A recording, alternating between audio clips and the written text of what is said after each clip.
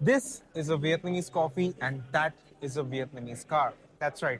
That's the Vinfast VF6, which has been launched in India. In fact, Vinfast is an all-new electric car maker which has come to India with two models, the VF6 and the VF7. Now, what makes this brand special is the kind of ownership experience that you can expect if you buy either the VF6 or the VF7.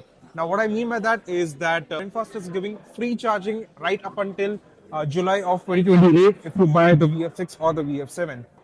Also, the maintenance is free for the next 3 years if you buy the VF6 or the VF7. So that's a pretty incredible deal if you ask me. Well, for the prices, the VF6 is priced from 16.49 lakhs, whereas the VF7, well, it goes all the way till 25 lakhs. So you're looking at a 10 lakh price bracket between these two cars. This is essentially a rival to cars like the Creta EV, the BA6, and the Curvv EV. In terms of variants and specs, this car can be had in three variants. There's Earth, there's Wind, and Wind Infinity.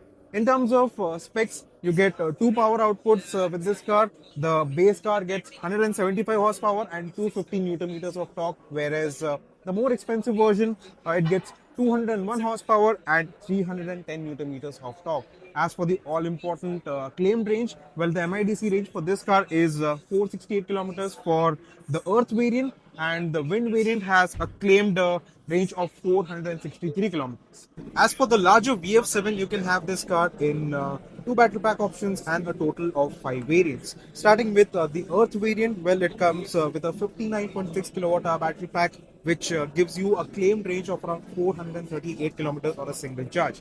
As for the power output, it's similar to the VF6, which means you get 175 brake horsepower and 250 newton meters of torque. The second variant is it's called Wind, which comes with a larger 70.8 kilowatt hour battery pack, and the power and torque output is 201 and 310 newton meters. As for the range, the claim range for the Wind variant is 532 kilometers on a single charge.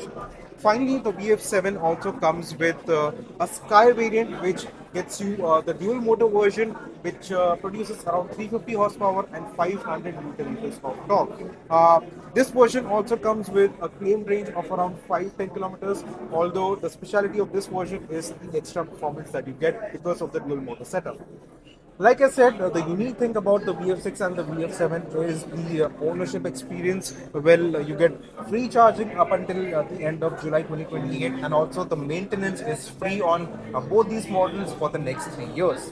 Inside the VF7, well, the overall look and the ambience that you get inside this car is pretty unique and familiar at the same time. Now, I say unique because of this very driver-oriented display. This 12.9-inch screen, it's oriented towards the driver quite a bit.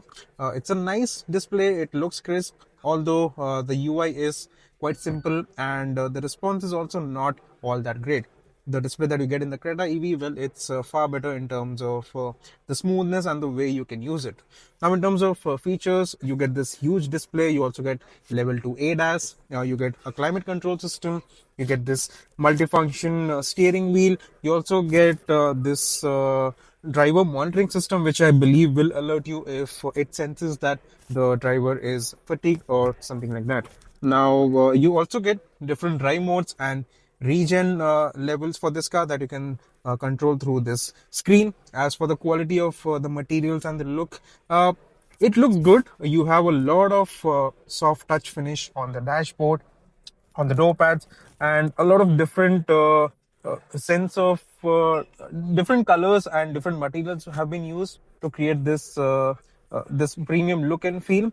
The quality seems to be okay. We will be driving this car and testing it over an extended period later on to give you a full verdict. But as of now, the interior is quite good, and for the price especially, you get a lot of stuff as standard. Getting into the back of the VF7, well, this is the most expensive version, which comes in at around 25.5 lakhs. So you get this dual tone color, interior color option for the car, which looks quite nice. As for the features, you get all the basic stuff. You get air vents over here. You get phone charging, and also this huge fixed glass roof which goes beyond your head. Now, like I said, the seat upholstery looks nice, it also feels nice, but the amount of space is again, it's not all that great. And also the under thigh support is quite poor because of the battery pack, which means you have a raised floor and that affects your under thigh support a bit. But otherwise, as you can see, the space is pretty good. One more thing, as you can see, there are no window blinds, and also this window, it's not very large, which means you don't get that airy feeling that you get in cars like the Creta or even the Curvv EV. Moving to the boot space of the VF7, first of all, you get a power tailgate, which is pretty unique considering the price point of this car. As for the actual space, it's pretty okay. It's not all that great because the amount of storage that you get is not all that great, and also the width is quite narrow. It's not as wide as I expected. So if you want to stuff wide, large items, it is going to be a bit of an issue. But otherwise, it looks pretty okay. Inside the interior of the VF6, well, the first thing that you will notice if you sit in both the cars back to back is that the interior looks very similar. It's actually surprising how similar the cabin of the VF6 looks to the VF7. Even the feature set is pretty much the same. You get level 2 ADAS, you get the same 12.9-inch main infotainment display. The only thing that I can see this car is missing is that driver monitoring system over here. There isn't that device present here. You also get different layout for the door pads and the dashboard. Overall, it still looks pretty premium and good for the price. But although the VF7, it does look and feel plusher inside.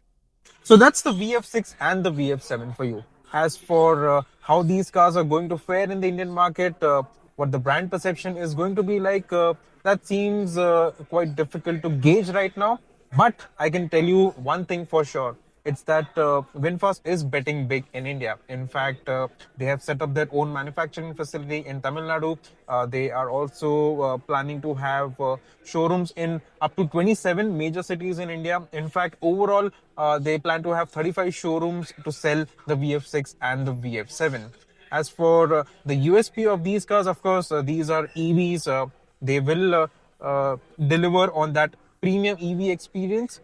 Now, how well they are going to fare against the competition which is quite well established in India.